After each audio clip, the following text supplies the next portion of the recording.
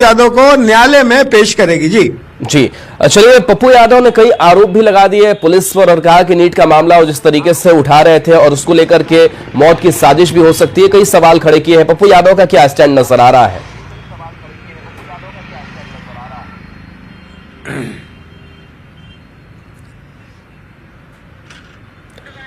रवि, आवाज पहुंच पा रही है? पप्पू यादव लगातार विरोध जताते रहे, आप बता रहे हैं कि जी आवाज आ रही है। जी हाँ, पप्पू यादव का अब किस तरीके का रुख नजर आ रहा है? अब कोर्ट में पेशी के बाद से कोर्ट जिस तरीके से निर्देशित करेगी वैसे कार्रवाई होगी आगे?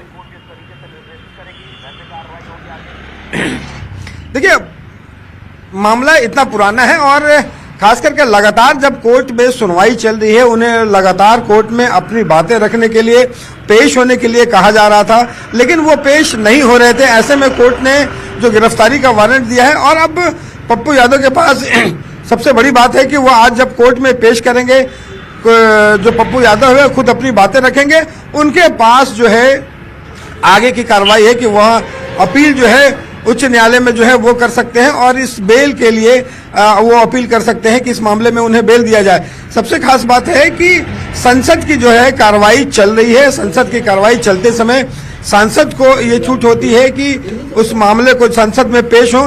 देखना होगा कि कोर्ट में जब पेश होते हैं तो ऐसे में कोर्ट जो है वो क्या फैसला लेती है। लेकिन इतने पुराने मामले में जब लगातार वो शामिल नहीं हो रहे थे, गिरफ्तार होने के बाद फिलहाल जो है पप्पू यादव के पास कोर्ट जाने के सिवा और कोई रास्ता नहीं बचता। देखना होगा कि आज जब पुलिस जो है वो कोर्ट ले जाती है तो समर्थक जो है वो उनको कैसी तस्वीर निकल कर आती है, क्योंकि कल से ही जैसे ही गिरफ्तार करने के लिए पुलिस आई थी, समर्थक लगातार जो है वो पुलिस से उलझती हुई नजर आई। फिलहाल आईजीएमएस में है। देखना होगा कि पुलिस जो है वो सुबह में जब ले जाती है तो उनके समर्थकों के साथ कैसी तस्वीर नजर आती है। लेकिन आज पुलिस न्यायालय में पेश करेगी और कोर्ट फैसला लेगा कि इन्हें जमानत दी जाए या नहीं दी जाए। जी चलिए, शुक्रिया रवि इस अपडेट के लिए आपका। तो देखिए, अब आगे की कार्रवाई की अगर बात करें तो अदालत में पेश किया जाना है पप्पू यादव को। पप्पू यादव की पेशी के बाद से अब कोर्ट का क्या रुख सामने आता है वो भी देखना दिलचस्प होगा। 1995 का यह पूरा मामला सामने आया जहां पर मकान मालिक ने दावा किया था किराए पर लेते समय यह जानकारी छिपाई गई कि यहां पर क्या किया जाना है। सांसद का कार्यालय यहां पर चलाया गया और इसी पूरे मामले को लेकर के 1995 की अगर बात करें तो उस वक्त आईपीसी की धारा लगाई जाती थी और बीएनएस की जगह पर उस वक्त जो है 419, 420, 468 और 448, 506 और 120 की धाराओं के तहत जो गिरफ्तारी है वो सुनिश्चित करने की बात कही जा रही है। रवि हमारे साथ लगातार जुड़े हुए हैं। रवि, जो धाराएं लगाई गई है, पुराना 95 का यह मामला, टेक्निकली अगर समझे तो इसमें क्या कानूनी कार्रवाई हो सकती है, कुछ क्या अंदाजन है? तो चलिए संपर्क करने की कोशिश करेंगे। तो देखिए, लंबे समय से इस पूरे मामले में उपस्थिति अपनी दर्ज पप्पू यादव नहीं करा रहे थे और इसी के बाद से कोर्ट ने सख्त आदेश दिया कि इनकी गिरफ्तारी की जाए। हालांकि वारंट की मांग लगातार देर रात करते रहे और ये तस्वीर उस वक्त की दिखा रहे हैं जब देर रात पुलिस की टीम पहुंची थी। सिविल ड्रेस में आपको ये अधिकारी भी नजर आ रहे होंगे जिनसे लगातार पप्पू यादव के समर्थक जो है वो पूछताछ करते रहे। हालांकि बताया जा रहा है कि अभी वो मेडिकल के लिए उन्होंने अपनी स्थिति बताई कि स्वास्थ्य के तौर पर वो ठीक नहीं है, जिसके बाद से उन्होंने कुछ दवाइयां भी रात में मंगाई थी और अभी वो आईजीआईएमएस में बताया जा रहा है कि उनका कुछ मेडिकल चेकअप जो है वो भी कराया गया है और इसके बाद से पुलिस उन्हें लेकर के कोर्ट पहुंचेंगे और कोर्ट के निर्देशानुसार फिर आगे की कार्रवाई जो है वो की जाएगी। तो बता दें कि यह मामला पिछले 35 सालों से लंबित है। 35 साल पहले 1995 से जुड़ा हुआ है पूरा मामला है और ये तस्वीर आपको एक तरफ हम पप्पू यादव की दिखा रहे हैं, गिरफ्तारी के बाद की तस्वीरें हैं जहां पर वो स्ट्रेचर पर लेटे हुए नजर आ रहे हैं और आज से वो कह रहे हैं कि मैं सुबह में जाऊंगा, अभी आप मुझे गिरफ्तार नहीं कर सकते हैं। और अब देखिए, उनकी तबीयत थोड़ी खराब है।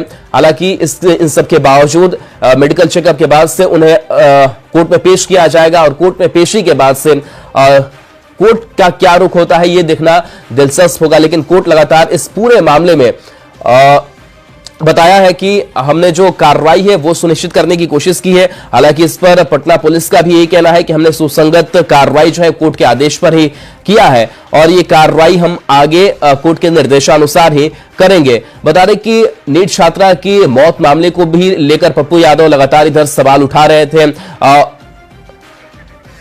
रवि एस नारायण हमारे साथ जुड़ गए हैं फिर से।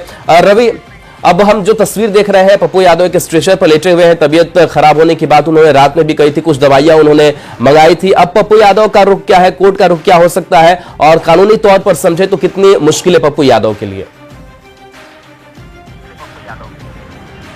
देखिए, फिलहाल जो जानकारियां मिल रही हैं उसके मुताबिक आईजीएमएस में जो है पप्पू यादव भर्ती हैं और उन्होंने हवाला दिया है कि उनकी तबीयत जो है वो खराब है और लगातार जो है वो दवाइयां खाते हैं। कल रात में जब पुलिस गई थी उस समय भी उन्होंने कहा था कि दवाई खा के मुझे सोना होता है, इसलिए रात में हम पुलिस थाने नहीं जा सकते हैं। लेकिन पुलिस ने हवाला दिया वारंट का और उसके बाद जो है उन्हें गिरफ्तार करके ले गई।